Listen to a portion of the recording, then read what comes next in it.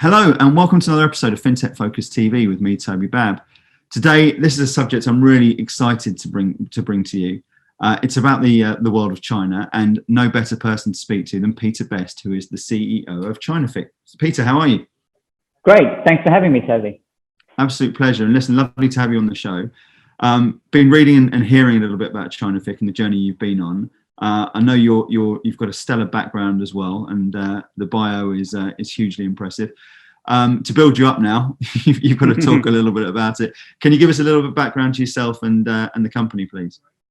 Sure. So I'm really a venues guy, man and boy. I started off in the 90s as a derivatives broker at a firm called ICAP.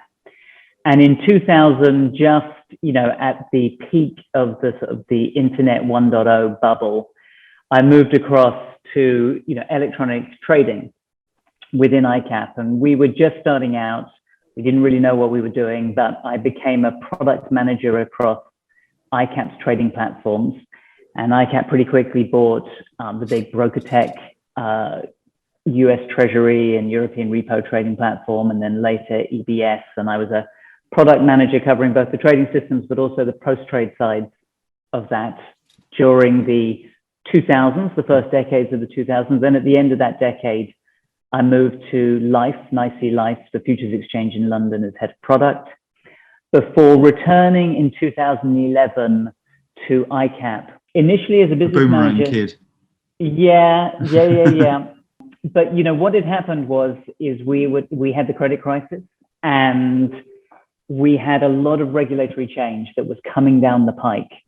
And having spent the last 3 years at a heavy regulated exchange, and knowing a lot about how ICAP worked, my job really on return became preparing ICAP for all the regulation that was due to come. We knew that we were going to have to change ourselves.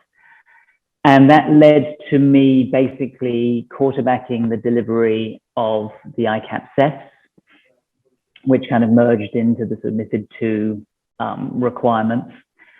And as a result of sort of delivering that change, I got asked by the ICAP board to be chief operating officer for those entities.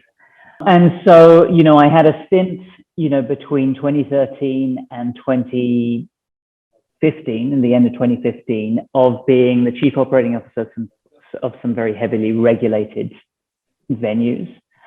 And then at the end of 2015, those that know this sector of the industry might recall ICAP merged with Tullett Prebon to form TP ICAP, or at least the voice broking or a large part of the businesses did. And another part of the businesses, the electronic trading platforms and the fintech businesses, formed their own company, Next Group PLC. And I ended up moving across from what would have been the ICAP side on the SEF side to the Next Group to the fintech side as head of strategy across the fintech businesses. So mainly, post-trade businesses, TriOptima, Triana, Reset, Abide Financial, Enzo Financial. And it was a golden era for those businesses as well, wasn't it? Well, it was certainly an interesting time. And that was 2015 to the end of 2017 when the CME purchase was announced. And that's when I found myself, with more time on my hands, and the time and space to really investigate things that piqued my curiosity. And one of those was developing Asia and what was going on there, and particularly the opening up of China, which I started to read about, in the first half of 2018, and it really began to pique my curiosity, and it started to pique my curiosity mainly working my way back, through fintech and the chief operating officer role, thinking about how this market, this world's second largest economy, with really fast growing financial markets. At the time, both the equity and the bond markets were thought of as the third largest markets in the world. They're now the second, and they're really growing very dramatically. And the fact that there was very little international participation, and I could see very quickly that whilst China was opening its markets up, it was winding back the red tape, very systematically and objectively. This would create huge investment interest. I was pretty confident that the investment flows would come, that the flows into the capital markets. But as somebody who had a lot of experience, as chief operating officer of regulated entities, I just looked at knowing how regulatory change works and knowing how difficult it is to facilitate change at any company. When you add the nexus of it being regulated activities and needing to, make sure that everything is compliant and to factor everything into your ICAP, capital adequacy assessment processes, and to document and test, regulatory change is a real hardship for financial enterprises. And, we had the situation where we had what might previously have been thought of as a developing market in terms of, at least from the point of view of financial markets, with a lot of emerging market kind of properties, but a market that was, was destined to be incredibly large in terms of investment capital appetite, the need to integrate to Western markets, but a bunch of technical and practical considerations that would really need to be tackled for that to happen efficiently. If I'm going to be bold here, I also saw this as a fantastic opportunity. This was a big market structure change, the opening up of China. Emerging markets have never been particularly well served in terms of product-based infrastructure. It's a real technology infrastructure dedicated to the sort of idiosyncratic needs of emerging markets. And that's because they've traditionally been quite small and quite niche.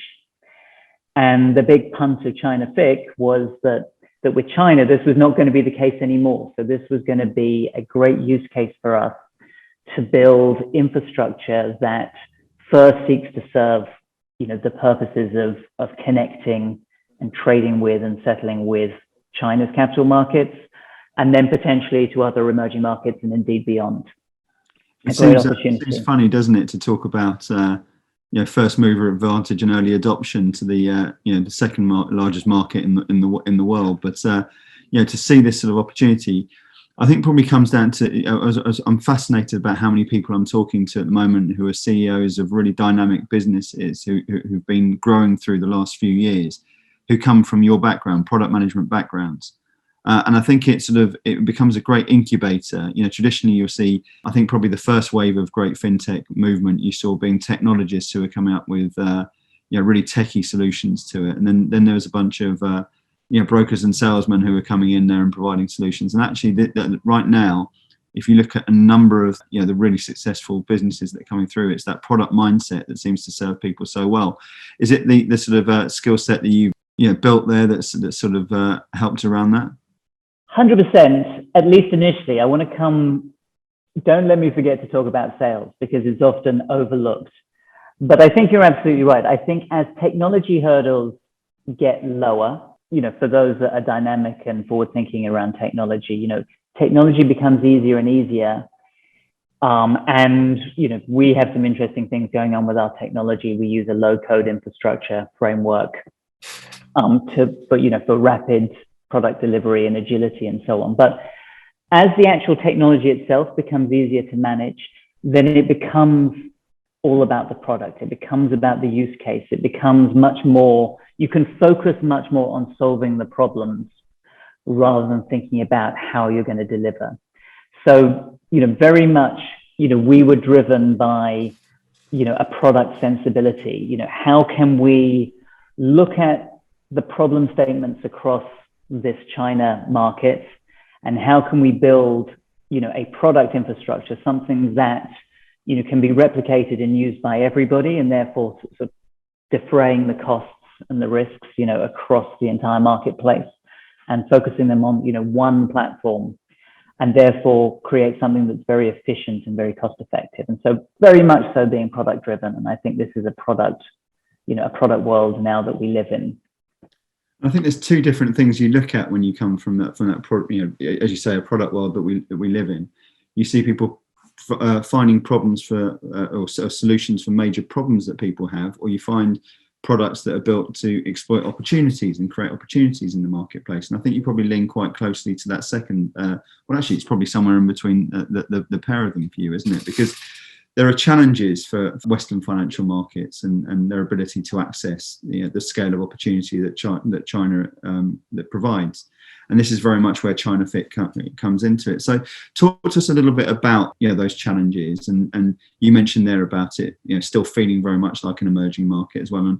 And what where that challenge comes in and how you guys have been able to help. Yeah, of course. So actually bringing this back to the heart of, I think, the point that you're making is if you're going to be a startup and you're going to be a product-based startup, then you have to have a lot of vision. And a lot of vision means really looking forward. It means recognizing that there's quite a lot of early stage hurdles. There's quite a lot of risk involved in a startup, in trying to fund yourself, and looking to tackle the big things that aren't necessarily super obvious and aren't necessarily going to be featured out by the incumbents. That you're not going to be quickly overtaken by somebody who's already got there first. So one looks at the opportunity that's there, but one has to see quite long term. One has to see quite big picture, and that means that it's to see the problems in the context. It's to see the problems like people don't traditionally see the problems.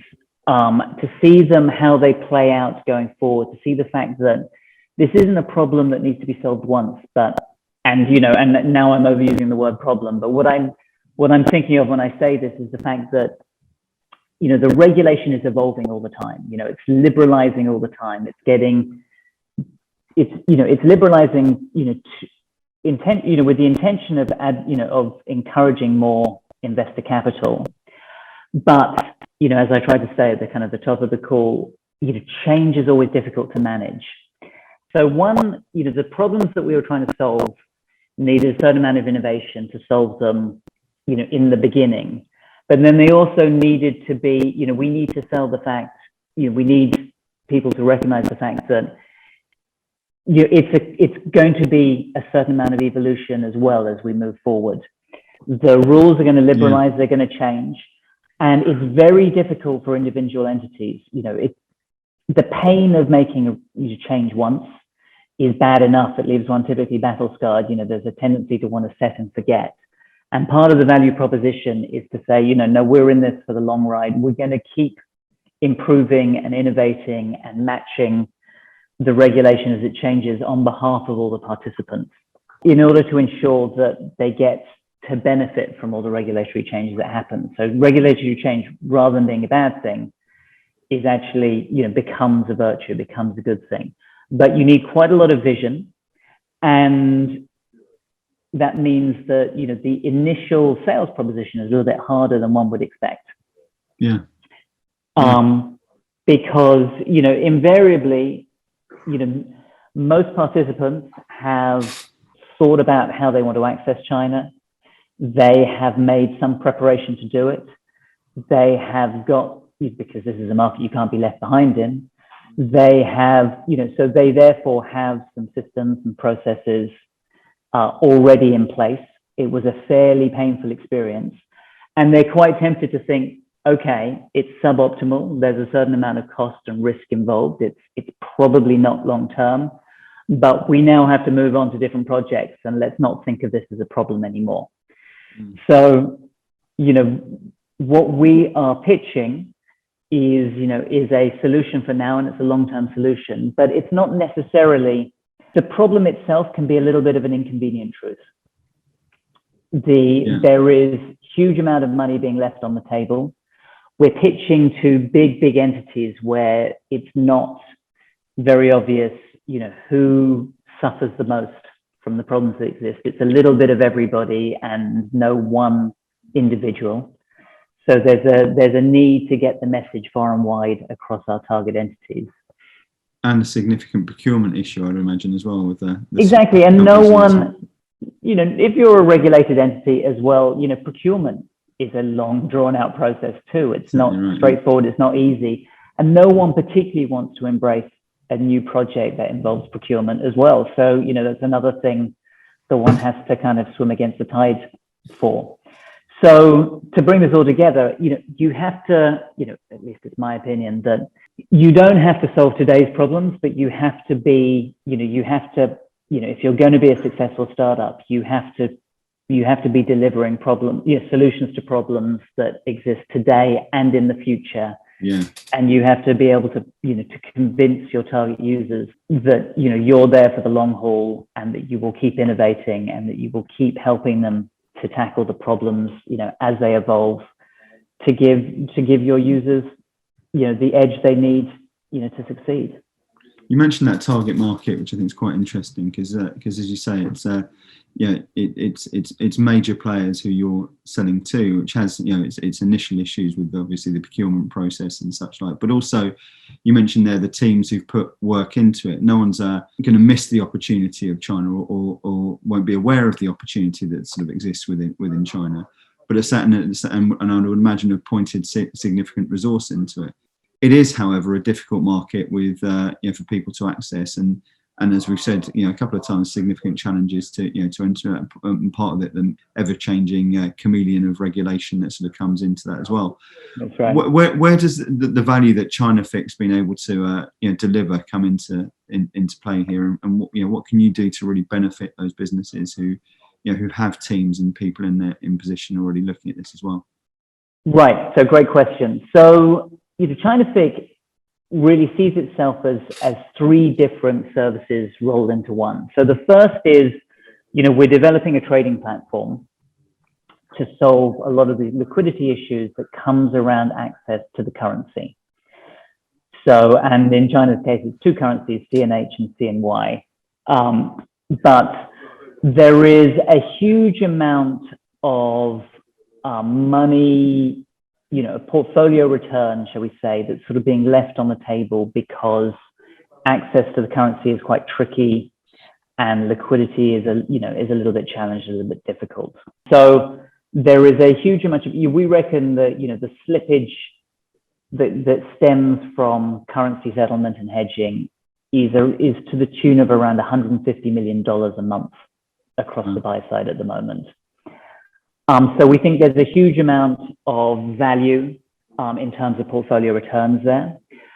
And then, the second part, though, is that it's all very well solving the execution element, but in order to solve the execution element, you need to deliver the capabilities of doing it easily, efficiently, and without risk.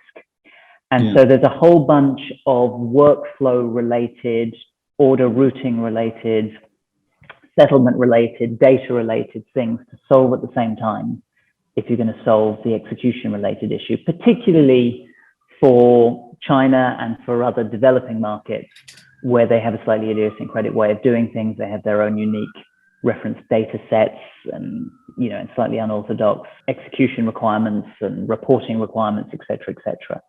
So we have to build all that secondary supportive infrastructure to facilitate the execution. And in the most part, as we spoke of before, the entities that we're pitching to, they already have solutions that they've developed. They're typically workarounds. They're typically, not the most robust solutions when it comes to risk management, when it comes to workflow management, but they work, right? They're the result of 9 months of a big project, and therefore, there's something in place. It might be suboptimal, but it's in place for now. And why do we want to revisit this? Well, we want to revisit this because of the, one, because there's this benefit to portfolios of reducing all that execution cost. And two, because those processes that were put in place originally, they might work for now, but they won't have, scalable, long-term benefit. And therefore, we're selling that future vision as well. But we're going to fix this now for you right now to remove all the cost and risk at the moment, but also to keep innovating so that as those reporting requirements inevitably change, as more market makers are permitted, as execution and access methods adapt and evolve a little bit, so will our infrastructure to make sure that you don't have to worry about this going forward. So whilst from a technical point of view, there is a tendency to want to think that it's solved for now, there's also an understanding that it's only solved in the short term, and that, there is a potential with these kind of markets that there's 5 years of constant evolution and regulatory change to worry about. Regulatory change as a service is a buzz phrase we've been trying to test out with users. Does that work? That definitely seems to work, and it's going down well, I presume, that as well. Not too bad. But yeah, it's funny, going back to an earlier part of the conversation when you talked about being a product-driven company. Yeah. One of the things that we have to remind ourselves of is the importance of a robust, kind of sales process as well. Yeah.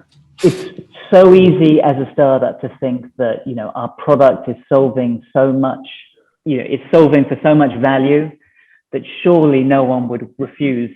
Everybody, we'd be pushing on an open door, and that, we'd only have to have one introductory conversation, and the entire organization would be only too keen, to embrace us and welcome us in with open arms. But that's never the case, and that's something that I think all startups at the moment, particularly product-driven startups, are probably having to learn somewhat the hard way. Yeah.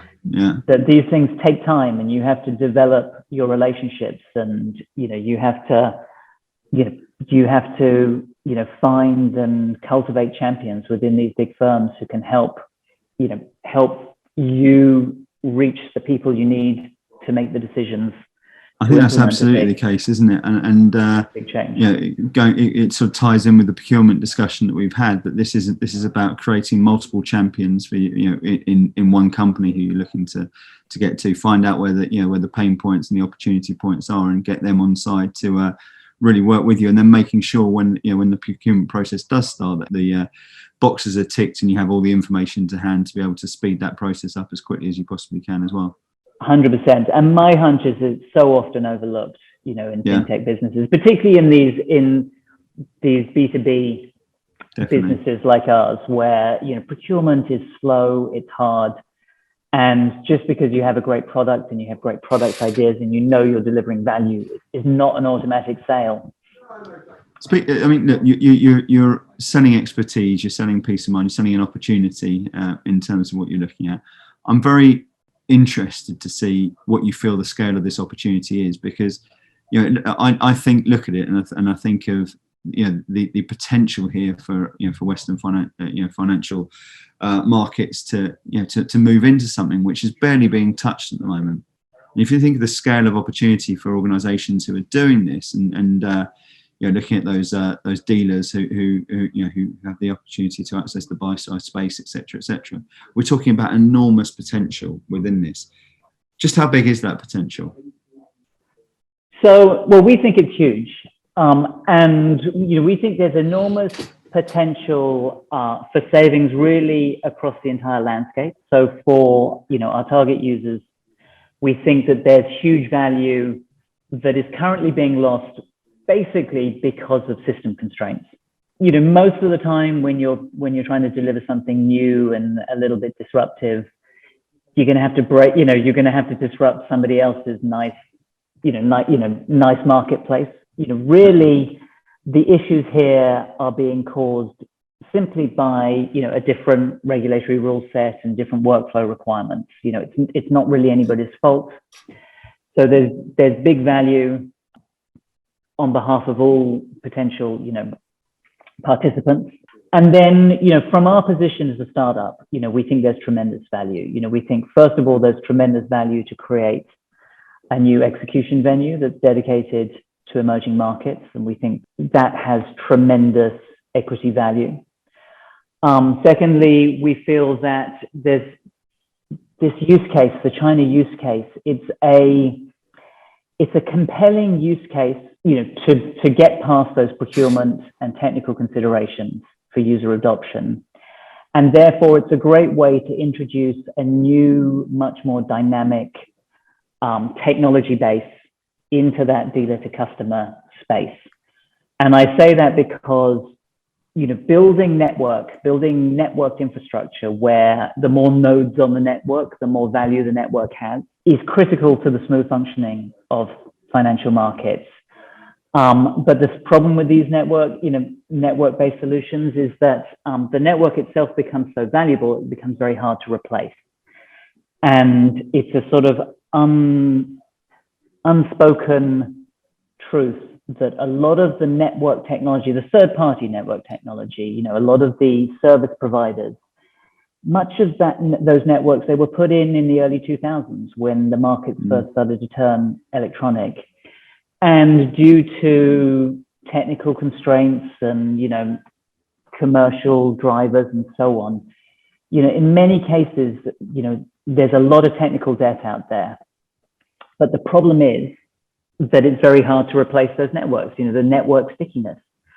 And therefore, we see, something like China opening up, this massive opportunity for everybody that no one can really afford to ignore. It's going to be a critical part of, our lives going forward, and is the perfect opportunity to both instantiate a new platform, which, suits ChinaFICC, but also to bring a new technology backbone, a new network technology infrastructure into the marketplace that is much more future-proofed from a technology point of view, that is integrated as a network, but also much more interoperable to bring more innovation. Yeah. And to deliver a lot of the benefits that technology can bring, and all the excitement that technology can bring into financial markets that hitherto has been somewhat stifled by the fact that, a lot of the technology base underpinning the markets at the moment is still sort of 10, 15 years out of date. So with regards to this being the currently the second largest economy, we've spoken about the opportunity for Western markets here, but the introduction of Western markets into that Chinese world at the same time surely creates even more opportunity for the growth of China as well. Is that something you're seeing there? Yeah. So this has been a really important change. It's just being announced this month. We had the first announcements last week, but they were much anticipated. So for China capital markets observers, we talk about northbound and southbound travel. Northbound is the international Western participants, investing in China, and southbound is China money coming out of China. And there's a couple of things there that are of incredible interest. So the first is the southbound flow. That is the parameters around the southbound flow are just being made public this month, or are beginning to make public. And this will be the quotas and the means by which Chinese capital can start to invest internationally. And that's going to be super interesting. So the details are really coming out now, and they will evolve over the next few years like everything else. China's policy is very much to measure and manage, start quite small, see how it goes, observe impact. And if things are going well, to increase and tinker for the things that haven't quite gone according to plan. So they're just beginning. So southbound flow is really just beginning to happen, and the announcements are starting this month, but will continue for the next few years. So that's really interesting. And then the other big interesting thing is, of course, China's growth has been, absolutely stellar. And in the last 20 or 30 years, China has been creating an ever bigger and more burgeoning middle class that, and the middle classes start to think about pensions and retirements and savings. And, traditionally, there has not been a massive asset management presence, both internationally or domestically in China. This is a new thing, that comes with the wealth of nations. And so this is an extremely interesting opportunity. And we've got announcements this month about what we're calling Wealth Connect, which is, participation for wealth managers. And it's starting, as a sort of test market, the Greater Bay Area. So this is the Shenzhen, Macau, Hong Kong axis, the Greater Bay Area. There's 100 million consumers, and they're testing Wealth Connect there as starting this month. And there's been announcements in the last few days about that. And then something that's slightly bigger picture that, that has been going on for the last, couple of years, which is the international asset managers either via joint venture or via what's known as a WFOE, a wholly foreign-owned entity, or via some of the economic zones, establishing domestic presences in China in order to serve, the bigger China market. So this is all very exciting times as well from an international financial markets perspective. It's a good timing for you guys to come into all of this then. Well, it certainly makes China extremely relevant and extremely interesting. But we always felt that, that was always going to happen. That was going to be there anyway. So, the foresight. Yeah. Foresight of it all coming. It doesn't take really a genius to work that out, but yeah, it is exciting times, and there's a lot of change, and there's a lot to get one's teeth into. Let's finish on excitement and look at ChinaFICC itself.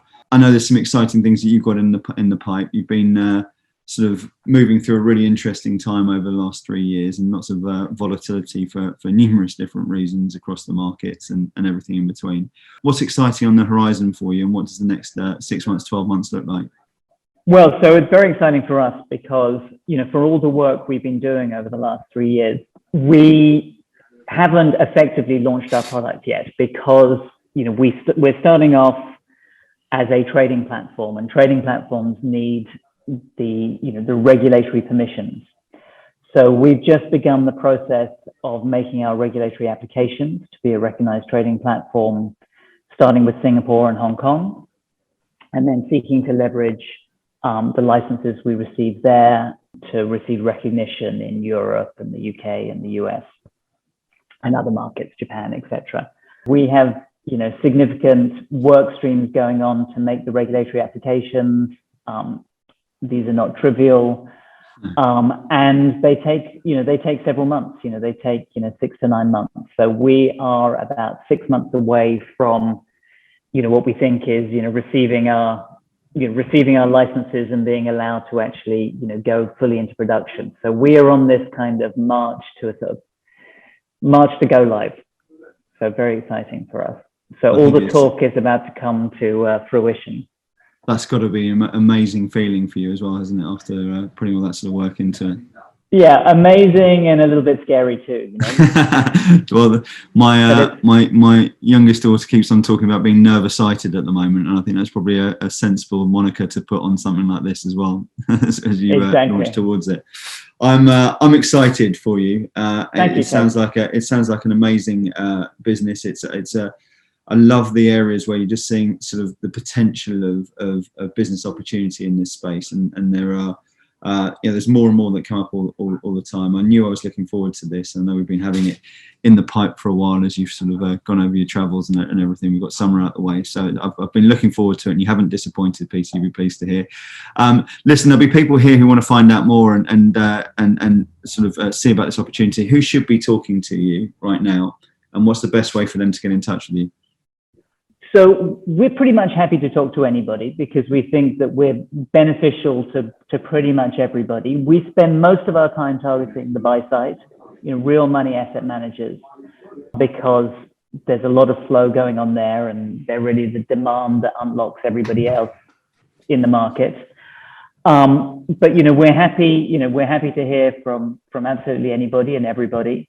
And probably the best way is either to contact me directly, peter.best@ChinaFICC.global, or info@ChinaFICC.global. But we'd love to hear from anybody with an interest in what we're doing. Fantastic. Well, listen, I've loved getting to know you. Loved hearing the story, Peter. It's great to see what you're doing at the moment, and I can't wait to see what happens over the next 6 months, let alone 2, 3, 4 years. I think we're going to be hearing a lot more about ChinaFICC in the time to come. Thanks so much for joining us. Well, I hope so. Thank you, Toby. Absolute pleasure, and thank you all for watching. We will see you very soon on another episode of Fintech Focus TV. Thanks a lot.